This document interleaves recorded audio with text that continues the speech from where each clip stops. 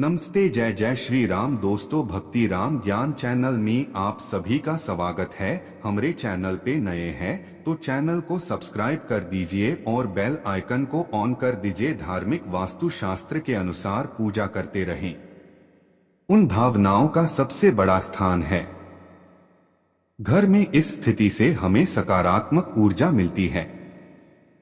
इसके लिए बाउल में पूजा घर बनाते समय आपको वास्तुशास्त्र में बताए गए महत्वपूर्ण नियमों का पालन अवश्य करना चाहिए। जिस क्षण हम अपने परिवार के घर को परंपरा के अनुसार सजाते हैं और इसे अपना आराध्य देवता मानते हैं।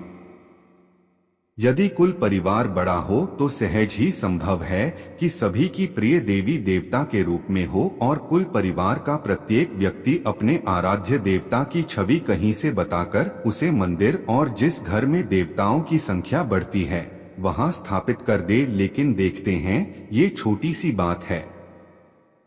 ऐसा घर जिसमें देवी देवताओं की संख्या सीमित हो, जैसे पूजा करते समय आसान हो जाएगा। आज भी कई विद्वान ऐसे हैं जो हमेशा अनजाने में गुजर जाते हैं और इन लोगों को बार बार नजरअंदाज करने से आपको अपने पहले पन्ने का सही फल नहीं मिलता है। इसके लिए आपको अपने विचारों में कुछ नियमों का अवश्य ध्यान रखना चाहिए, जिससे आप अपनी पूजा और भक्ति का फल प्राप्त कर सकते हैं। लेकिन हम देखते हैं, जानते हैं कि पूजा इन प्रासंगिक महत्वपूर्ण वैज्ञानिक रूप से सिद्ध वस्तुओं के लिए पहली और सबसे बड़ी सुविधा मंदिर को अशुद्ध रखना है। पूजा एक गणपति मंदिर है जिसमें आप न्यूटन को छूते हैं, वह कभी असहज नहीं होना चाहिए।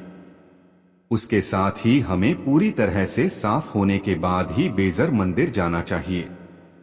गंदे हाथ पैर से मंदिर नहीं गए तो एक और महत्वपूर्ण बात यह है कि आपके सामने वाले घर का दरवाजा कभी भी दक्षिण दिशा में नहीं खोला जाना चाहिए।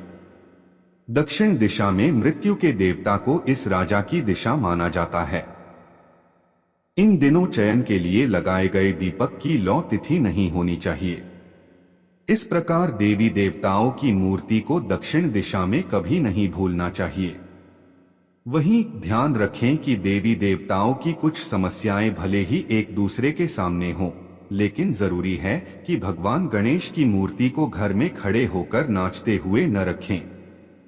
तांडव करने वाले श्री शिव शंकर की मूर्ति कौन होनी चाहिए? श्री बजरंगबली और काली माता के रूप में एक गुरु या मूर्ति को कभी भी स्थापित नहीं किया जाना चाहिए। किसी भी देवता को हमेशा शांत और विराजमान अवस्था में बैठाया जाता है, अर्थात मूर्ति होनी चाहिए। पूजा घर में किसी भी देवता की सच्ची मूर्ति रखना। चौथा महत्वपूर्ण है कि जिस घर में मृतक की कभी गलती से भी मृत्यु न हुई हो, साथ देना शुभ नहीं माना जाता। बहुत से लोग साधु तपस्वी बन जाते हैं या मूर्तियों को ध्यान में रखते हैं और उन्हें एक तरफ रख देते हैं। वास्तुशास्त्र में ऐसा करना शुभ नहीं माना गया है। शंकर के मंदिर में पूजा के लिए मूर्तियां रखनी चाहिए या किसी देवता की एक से अधिक पूजा नहीं करनी चाहिए। वहीं कहा जाता है कि उस आदमी और मूर्तियों की ऊंचाई 4 या 5 इंच से ज्यादा है। यदि यह घर के मंदिर में शिवलिंग रखने का प्रयास है तो शंकर के मंदिर में 2 इंच से अधिक शिवलिंग नहीं रखना चाहिए।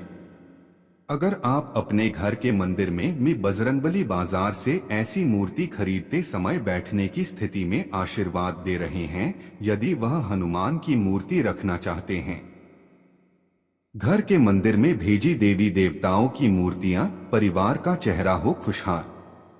मंदिर में रखे गए मृतकों के बीच कुछ दूरी की आवश्यकता होनी चाहिए।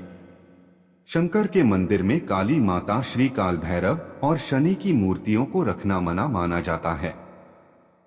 यह महत्वपूर्ण है कि हमारे प्राचीन हिंदू शास्त्रों में 5 देवताओं की छवि की पूजा का उल्लेख किया गया है। इसलिए इन 5 देवताओं की मूर्ति या पुष्प अवस्था शंकर के मंदिर में होनी चाहिए। इसे मंदिर में महिला देवता के क्रोध पर लागू किया जाना चाहिए। श्री गणेश, श्री विष्णु, पार्वती माता और शंकर नामक 5 देवताओं की मूर्ति या बुद्ध पूजा घर पर होना चाहिए, तब वह अनुष्ठान परिपूर्ण था।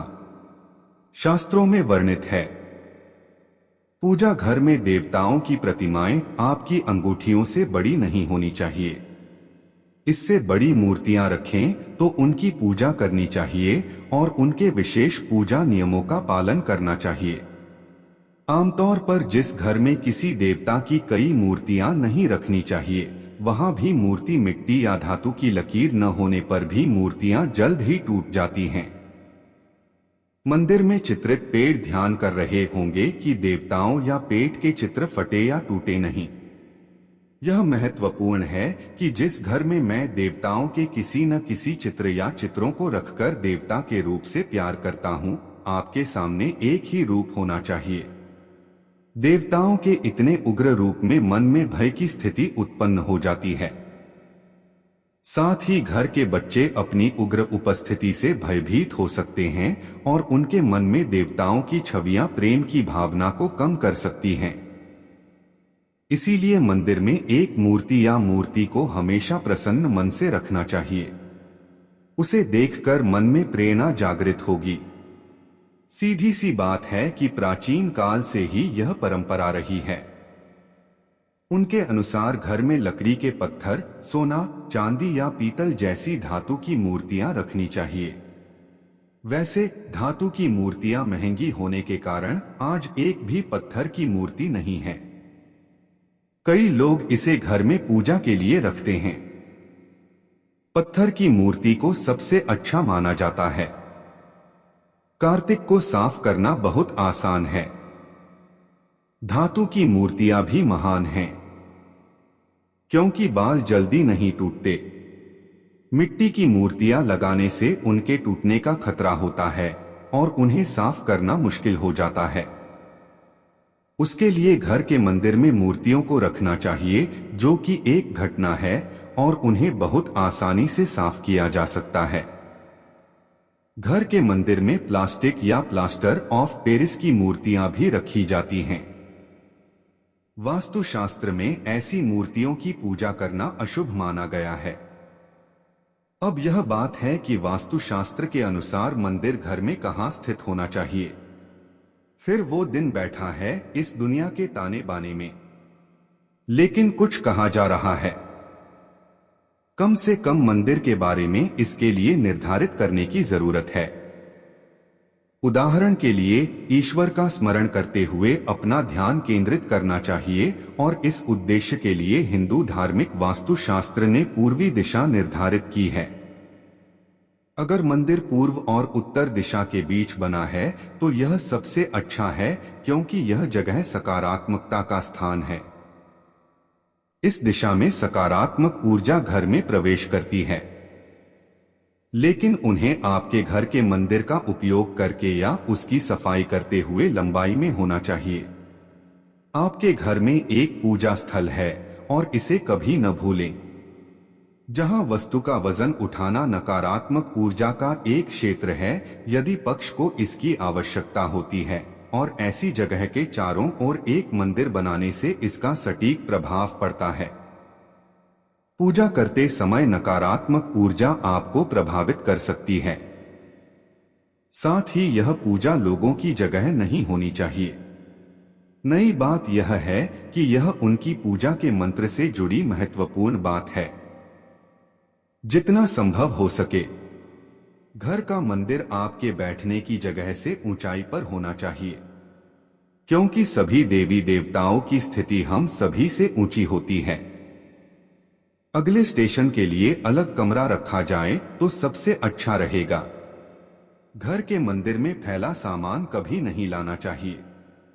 उनके स्थान पर देवताओं की मूर्तियां, पूजा सामग्री और अन्य धार्मिक पुस्तकें आदि रखी जानी चाहिए। डॉक्टर कभी कभी देखा जाता है कि कुछ लोग लापरवाही से पूजा स्थल पर बैठकर उसे फैलाते हैं। ये वस्तुएं हमारी पूजा को भी परेशान और प्रदूषित करती हैं, जो जल्दी से हमारे ज्ञान को विचलित करती हैं। तो जिन घरों में उस सामग्री को हमेशा क्रम में रखा जाना चाहिए। घर के मंदिर में पूजा के बाद होने वाली मिर्च को ही हटाया गया। व्यर्थ और जले हुए वात आदि को तुरंत उठाना चाहिए। हमारे मंदिर को साफ रखना चाहिए और घर के मंदिर में फैलाना चाहिए और मिर्च की छड़ें नहीं जलानी चाहिए। केवल और यदि आप दीपक जलाने के लिए मेथी को अपने अगले घर में रखना चाहते हैं तो उसे कागज के टुकड़े या किसी छोटे कपड़े में लपेटकर छिपाना चाहिए। उसे देवताओं की मूर्तियों के सामने नहीं रखना चाहिए।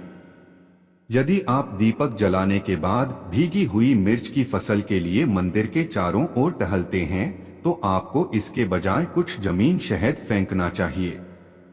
डॉक्टर उसके बाद पूजा करते हैं और प्रयोग या पीने के लिए मंदिर में प्रकाश आदि चीजों को शुद्ध करते हैं। इस तरह आप धार्मिक वास्तुशिल्प नियमों का पालन करके हमेशा अपने घर में सकारात्मक ऊर्जा उत्पन्न कर सकते हैं। मुझे लगता है कि मुझे यह पता चलना शुरू हो गया होगा।